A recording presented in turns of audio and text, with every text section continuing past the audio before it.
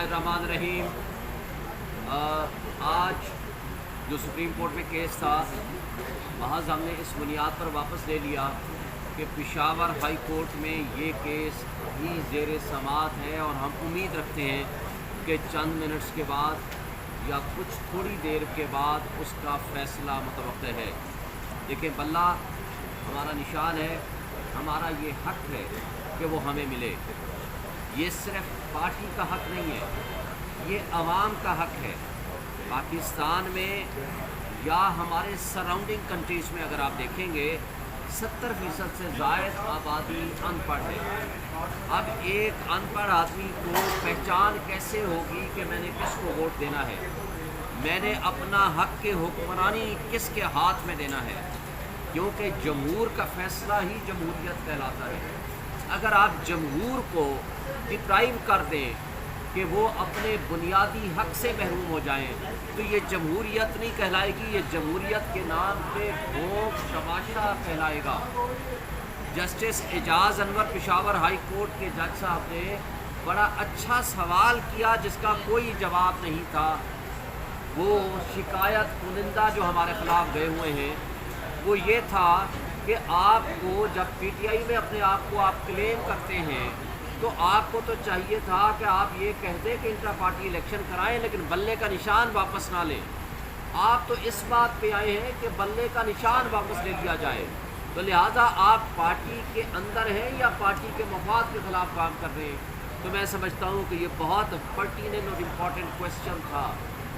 इससे ये साबित होता है कि कुछ लोग प्रॉक्सी हरकतें करके किसी और का एजेंडा ले करके बल्ले के निशान से कौम को, आवाम को और पीटीआई को महरूम करने की साजिश का हिस्सा बन के हमारे ख़िलाफ़ इलेक्शन कमीशन में गए।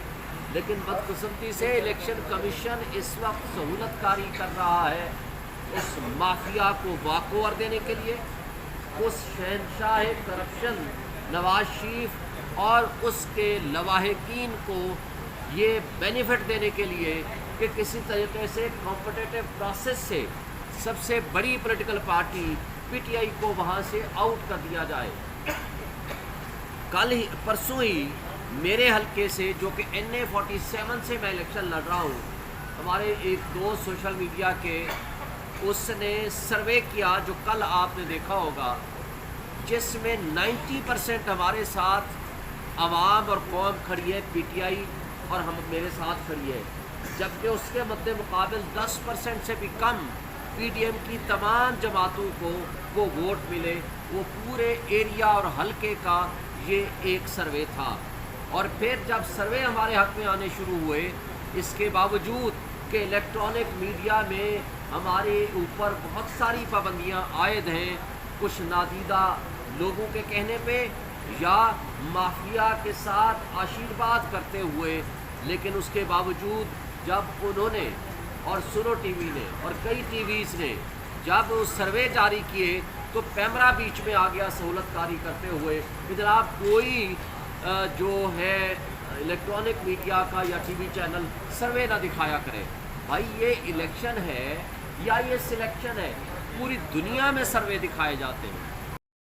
आज़ादी है, इसमें राइट टू इन्फॉर्मेशन है, आर्टिकल 19 इसमें है, आर्टिकल 19A है कि हर किसी को मौका मिले और पता चले कि कौन कितने पानी में है।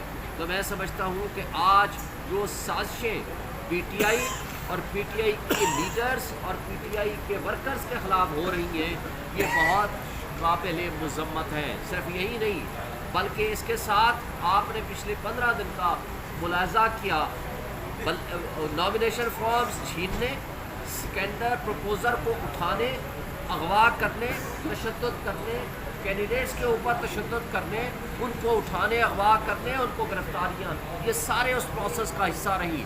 और जिस थोक के हिसाब से रिटर्निंग ऑफिसर्स ने हमारे नॉमिनेशन फॉर्म्स रिजेक्ट करे बाशमूल मेरे, मैं समझता हूँ कि ये निहायत काबिल मुज़म्मत हरकत है। ये आइन की खिलाफ वर्जी है, ये कानून की खिलाफ वर्जी है, ये आइन और जमहूरियत का तमाशा करने के बराबर है। देखें, आज हम आगे चलते हैं, जो माजी में हुआ छोड़ दें फॉर द टाइम बीइंग, लेकिन क्या हम फ्री एंड फेयर इलेक्शन के बगैर इस मुल्क की जमहूरियत को मजबूत कर सकते हैं? जवाब एक ही है, नहीं। क्या फेयर ट्रांसपेरेंट इलेक्शंस के बगैर मुल्क की मईशत को दुरुस्त कर सकते हैं? जवाब है नहीं।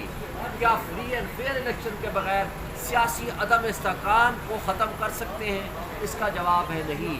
तो फिर जवाब एक ही है कि जो शख्स, जो इदारा, जो लोग इस मुल्क के साथ मुखलिस हैं, उनके लिए एक ही हिदायत और नसीहत है कि आए इस मुल्क की जड़ें खोखली करने की बजाय, इस मुल्क के इकाइयों को कमज़ोर करने की बजाय आए हम मजबूती के साथ इस मुल्क को मजबूत करें। और उसका वाहिद हल फ्री एंड फेयर इलेक्शंस है, इसलिए कि आपके पास डॉलर का इन्फ्लो तब आएगा जब आप एक मुस्तहकम हुकूमत बनाएंगे जिसको पब्लिक की सपोर्ट हासिल होगी। इसलिए कि आपको जब सख्त फैसले करने होंगे तो पब्लिक की सपोर्ट के बगैर नहीं कर सकेंगे, वरना जो तमाशा हमने 18 महीने में पीडीएम की हुकूमतों के दरमियान देखा, इस मुल्क को डिफॉल्ट के करीब ले गए, तो इससे ज़्यादा बदतर सूरत हाल होगी। क्योंकि लूले लगड़े और सियासी यतीम अगर हमारे सरों पे मुसल्लत करने की कोशिश करेंगे तो उसका अंजाम ये होगा कि आज आपका डॉलर इन्फ्लो बंद हो गया, आज आपकी महंगाई अपने उरूज पे है, आज बिजली का रेट आप देख लें, पेट्रोल को देख लें, डॉलर का रेट देख लें, आप बदतरीन माशी तबाही की तरफ जा रहे हैं। जबकि इसके मद्दे मुकाबले में इमरान खान का जो लास्ट टेन्योर था, इसके बावजूद 3.5 पौने 4 सालों में 2 साल उनका कोरोना में भी गुजरा, फिर भी लास्ट टाइम 6.2% जीडीपी थी। उस वक्त $24 बिलियन का आपके पास रिजर्व था और डॉलर इन्फ्लो था, इसलिए कि ओवरसीज़ आपके ऊपर तब इन्वेस्टमेंट करने के लिए आएगा जब यहाँ स्ट्रॉन्ग जमहूरी हुकूमत होगी। इसलिए कि जिस शख्स के या जिस पर्सनैलिटी के या जिस पार्टी के लीडर के पैसा बाहर पड़ा होगा, जिसकी इन्वेस्टमेंट बाहर होगी, तो वहाँ किस मुंह से वो उनको कहेगा कि अपना पैसा लेकर आएँ, यहाँ आकर इन्वेस्ट करें? वो कह नहीं सकता।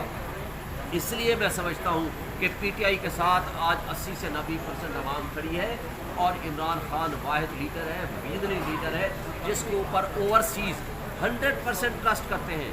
आज वो अपना पैसा लेकर यहाँ आएंगे, इन्वेस्टमेंट करेंगे, तो हमारे मुल्क को तरक्की मिलेगी, हमारे मुल्क की माशी बेहतरी आएगी, मुल्क में सियासी